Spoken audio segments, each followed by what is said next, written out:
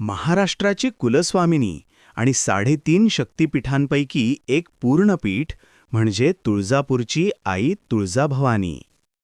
ही तीच भवानी माता आहे जिने हिंदवी स्वराज्य स्थापन करण्यासाठी छत्रपती शिवाजी महाराजांना तलवार आणि आशीर्वाद दिला होता.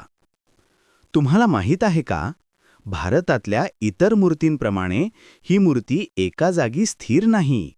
ही चला मूर्ती आहे, म्हणजे देवी वर्षातून 3 वेळा आपल्या सिंहासनावरून खाली उतरते आणि निद्रा घेते.